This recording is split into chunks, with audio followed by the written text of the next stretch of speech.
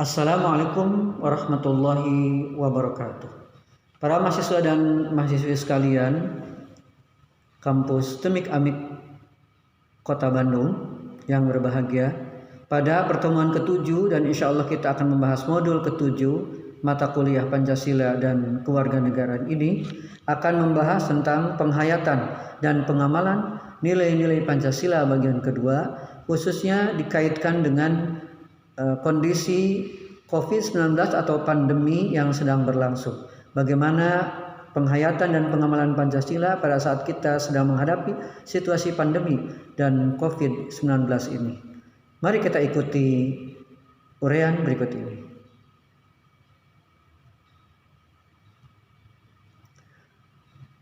CPMK atau capaian mata kuliah Pancasila dan Kewarganegaraan modul ke-7 atau pertemuan ke-7 ini adalah bahwa mahasiswa diharapkan mampu menjelaskan urgensi nilai-nilai Pancasila, pengamalan dan penghayatannya pada masa pandemi COVID-19. Para mahasiswa dan mahasiswi Temik Amik Bandung yang berbahagia, pemahaman dan pengamalan nilai-nilai Pancasila di era pandemi bahwa wabah di dalam ketahanan nasional merupakan salah satu ancaman suatu bangsa. Kita mungkin baru menyadari bahwa virus menjadi ancaman nyata dalam skala nasional dan global bagi eksistensi manusia. Ini perlu kita ketahui. Sebelum keadaan membaik yang ditunjukkan dengan penurunan statistik penularan COVID-19, ketidakpastian ini adalah merupakan keniscayaan yang harus kita terima bersama. Untuk melawan pesimisme, kita memiliki sejumlah tuntunan nilai yang sebenarnya telah kita anut bersama. Nilai itu apa? Nilai itu merupakan nilai-nilai yang terkandung di dalam Pancasila. Ada beberapa hal yang dapat kita sebagai warga negara lakukan dalam menghadapi pandemi dengan melaksanakan nilai-nilai Pancasila. Di sini ada 7 langkah yang perlu kita laksanakan dalam menerapkan penghayatan dan pengamalan nilai-nilai Pancasila pada saat kita menghadapi ujian nasional bahkan ujian internasional ini. Yang pertama adalah dengan memperkuat spiritualitas. Sila pertama dalam Pancasila itu adalah ketuhanan yang Maha Esa. Nah, dengan memperkuat aspek-aspek spiritual keimanan berdasarkan agama yang dianut oleh masing-masing bangsa Indonesia, itu merupakan pengamalan Pancasila dalam menghadapi COVID-19. Virus ini mungkin telah membuat jutaan orang kehilangan pekerjaan, bahkan keluarganya, dan kesempatan-kesempatan lainnya. Kepercayaan yang kuat kepada Tuhan yang Maha Kuasa dan penerimaan atas takdir Tuhan, itu adalah merupakan obat dari ujian melawan COVID-19.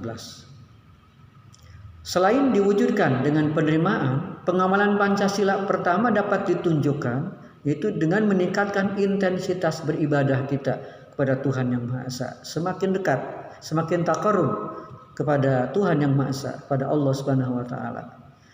Dengan diterapkannya kebijakan pembagian jadwal kerja dan PPJ, kita dipaksa untuk menghabiskan waktu lebih banyak di rumah ya.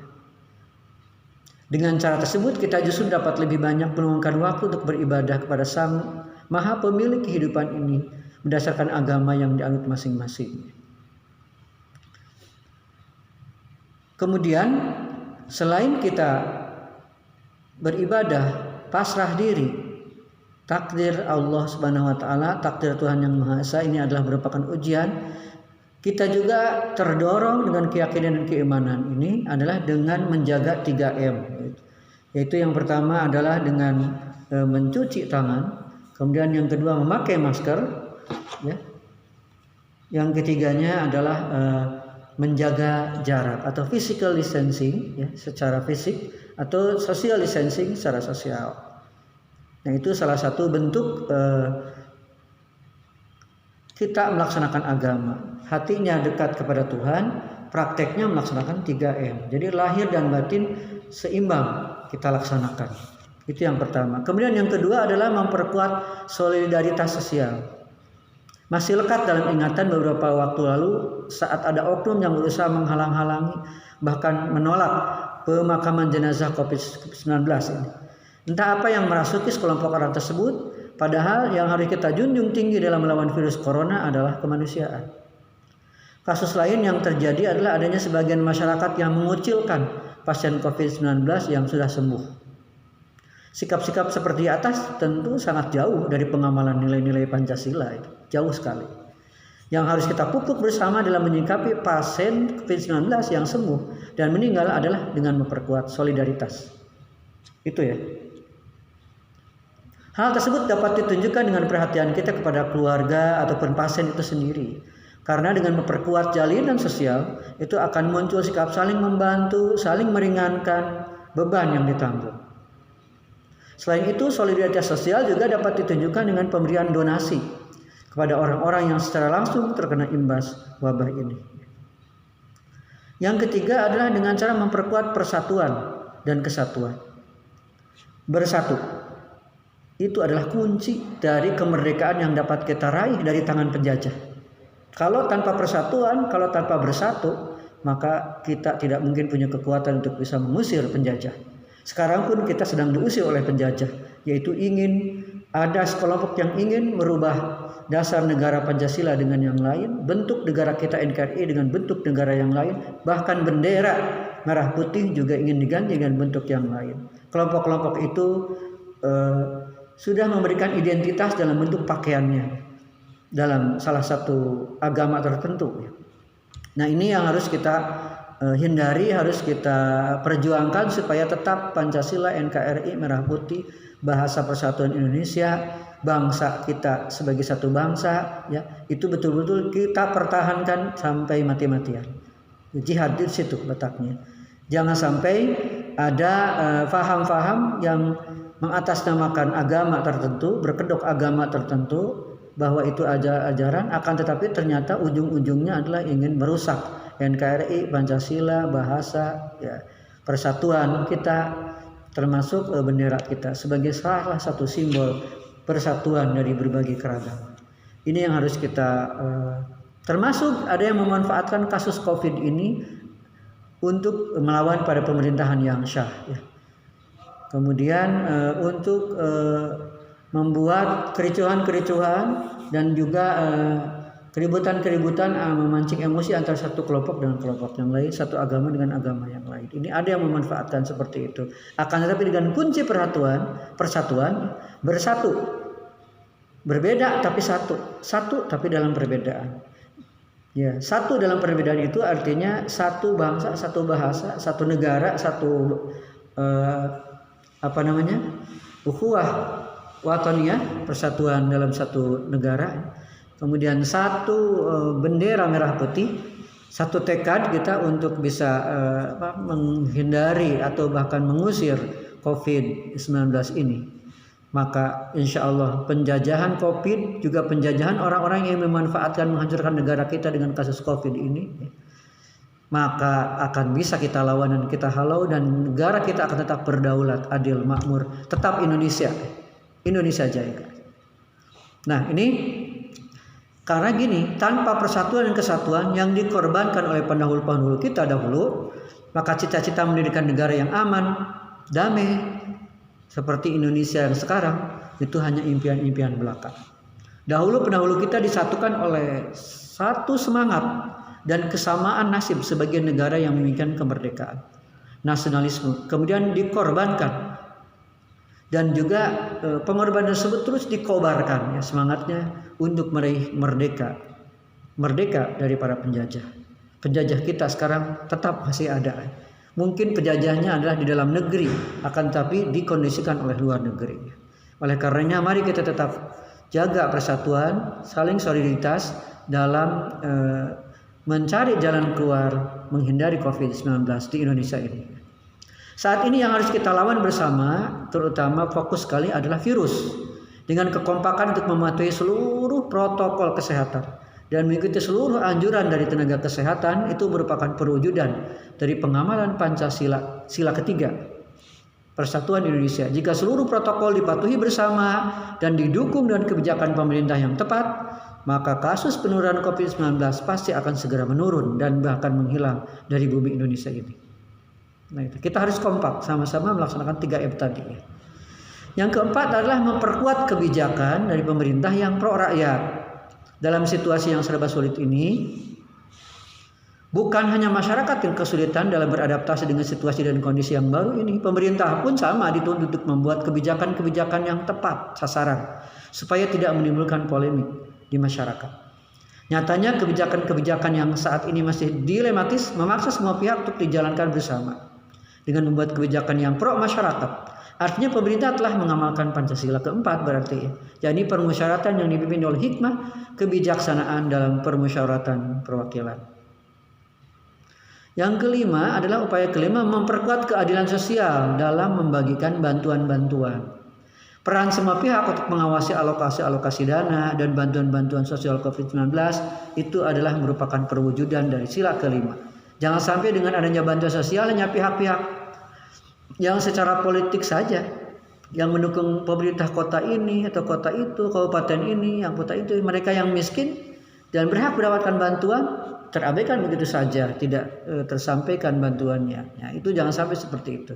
Dalam keadaan genting seperti ini, keadilan para pemimpin, baik itu dari pusat sampai dengan tingkat RT, itu justru dipertaruhkan sebagai bentuk pengamalan dari sila kelima.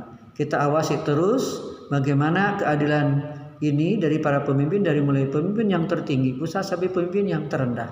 Bisa saja dari pusat sampai provinsi sudah baik, tapi di kabupaten ke bawahnya misalkan ada beberapa penyalahgunaan penyaluran. Nah, ini harus diawasi bersama ya.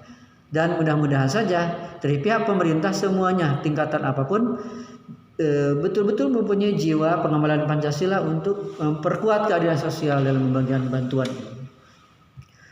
Yang keenam adalah tanamkan cinta tanah air. Pemahaman mendalam tentang nilai Pancasila itu menjadi hal yang penting dalam upaya preventif pencegahan agar masyarakat tanpa terkecuali tidak melanggar ketentuan pemerintah dalam menangani pandemi COVID-19 ini. Pemahaman nilai Pancasila tentu merupakan hal yang paling mendasar untuk mengontrol masyarakat tanpa perlu penegakan secara represif. Kalau masyarakat sudah sadar tentang nilai-nilai Pancasila dan harus punya tanggung jawab mengamalkannya, maka tidak harus represif, tidak harus lewat tekanan. Akan tetapi karena sudah sadar, akhirnya secara persuasif diajak biasa langsung sadar, langsung melaksanakan penanganan COVID-19 ini secara bersama-sama, tentunya dengan modal cinta kepada tanah air. Tanah air kita harus aman, harus sehat. Ya. Indonesia harus sehat semuanya. Setidaknya konsep tanah air ini, cinta tanah air perlu diperdalam kepada masyarakat secara luas ya, agar pemahaman Pancasila lebih kokoh di tengah-tengah kehidupan bermasyarakat. Nah, kedisiplinan merupakan bagian yang terkandung dalam Pancasila untuk melindungi kepentingan bersama. Dalam situasi apapun, penanaman nilai Pancasila dan cinta tanah air ini akan mempermudah pemerintah menghimbau masyarakat agar tetap bersatu terhadap hal-hal yang mengancam kenegaraan. Jadi COVID-19 ini adalah ancaman terhadap tanah air. Oleh karenanya kita harus lebih meningkatkan dan memperdalam, memperkokoh cinta tanah air kita. Sehingga karena cinta tanah air dan tanah airnya tidak mau ada COVID-19, tidak mau ada pemberontak yang akan mengganti Pancasila, NKRI, kemudian merah putih, bahasa dan sebagainya, dengan bahasa lain dan budaya lain, ya, walaupun itu atas nama agama, maka kita akan bisa menghalau ya, dari pemikiran-pemikiran kita, anak-anak cucu kita, keluarga kita, ya, masyarakat kita, generasi muda kita, dari pemahaman-pemahaman yang menjauhkan kita dari cinta tanah air. Oleh karenanya, marilah kita perkuat cinta tanah air sehingga bisa menghalau hal-hal yang mengancam keamanan dan keselamatan juga kesejahteraan negara kita Indonesia. Kemudian yang ketujuh adalah terapkan sila-sila dalam Pancasila itu pada seluruh warga Indonesia, terus digaungkan, terus ditanamkan, diperkuat ya, sama-sama saling mengingatkan untuk memahami dan mengamalkan nilai-nilai Pancasila dalam kehidupan sehari-hari. Nah, saat pandemi COVID-19, tentu penerapan sila pertama dalam Pancasila bisa diterapkan dengan tadi itu, dengan selalu berdoa, memohon pertolongan kepada Tuhan Yang Maha Esa ya. Kalau di Islam itu ada baca doa-doa, juga ada baca sholawat tibbil qulub, Allahumma sholli ala sayyidina Muhammadin tibbil qulubi wa dawaiha wa afiatil abdani wa shifaiha wa nuril absari wa dhiyaiha wa alihi washabihi wasallam. Dan selanjutnya. Atau adalah sholawat kamilah, Allahumma sholli sholatan kamilah wa sallim salaman taman dan sebagainya. Itu adalah sholawat-sholawat untuk menghalau penyakit ya, permohonan kita kepada Allah Subhanahu wa taala. Kemudian sila pertama bisa menjadi pondasi kuat. Ketika virus corona menyerang, kita masih memiliki tempat untuk tidak putus asa, untuk tetap tegar, yaitu karena kita berdoa, percaya, yakin ada yang Maha menolong, Sang Pencipta ya. Dalam sila kedua, manusianya adil dan beradab, maka bisa diimplementasikan, dilaksanakan dalam bentuk perlakuan terhadap orang-orang lain ini. Sila ini menekankan pada kita untuk menjunjung tinggi nilai kemanusiaan. Sila ketiga, Persatuan Indonesia kita bisa memaknai dan mengimplementasikan bahwa virus corona ini tidak mengenal suku, ras maupun agama. Semua orang bisa terkena virus yang mematikan ini. Sehingga walau kita berbeda beragam-ragam ya, agamanya, suku bangsanya, rasnya, rasa persatuan harus tetap diwujudkan. Kompak untuk mengenakan masker ya ketika di luar rumah misalnya. Hal ini tentu saja akan mampu mengurangi risiko penurunan COVID-19 ya. Nah, dalam sila keempat tertulis kerakyatan yang dipimpin oleh hikmah kebijaksanaan dalam penurunan dan perwakilan ini menekankan sebuah kepatuhan terhadap kebijakan-kebijakan pemerintah. Jangan melawan ya. Jangan sampai ada isu-isu itu demi kepentingan politik pemerintah membuat kebijakan yang tidak pro rakyat atau mengarang-arang kebijakan. Padahal virus itu tidak ada. Jangan sampai seperti itu karena pemerintah itu punya staf ahli, punya dokter-dokter ahli kesehatan dan sebagainya. Itu semuanya ada dan semuanya sayang kepada rakyatnya, jangan sampai terimbas ya. Nah, kita virus orang yang menebarkan bahwa virus corona itu tidak ada. Tapi kita tetap waspada ya untuk melaksanakan 3M tadi. Nah, penerapan PSBB ini merupakan salah satu protokol juga yang harus kita ketahui ya. PSBB ini. Kemudian dalam sila kelima itu keadilan sosial di seluruh Indonesia memiliki mana bahwa negara Indonesia harus adil dalam urusan kesejahteraan sosial bagi rakyatnya. Nah, implementasi sila terakhir ini membutuhkan sinergitas yang baik antara pemerintah daerah dengan pemerintah pusat. Jangan sampai dari pemerintah pusat yang sudah mengeluarkan bantuan, pemerintah daerahnya malah ada yang kolusi dan sebagainya. Ini jangan. Salah satu cara mengimplementasikan sila kelima ini adalah dengan cara menyalurkan bantuan dari pemerintah secara adil, transparan, jujur, ya, nyampe kepada orangnya dan semua kebagian merata sesuai dengan yang mereka yang membutuhkan. Yang tidak membutuhkan jangan diberi, terutama yang kaya raya. Ini yang mereka yang miskin, yang menengah ke bawah ya, terutama orang-orang bawah. Itu harus diberikan santunan yang cukup. Bantuan ini amat penting bagi keberlangsungan hidup masyarakat. Jadi tidak terlalu banyak korban, masyarakat juga tidak menderita dengan makan dan minum ya, yang tidak tersedia karena sumber pekerjaannya juga terbatas. Akibat tidak bisa leluasa.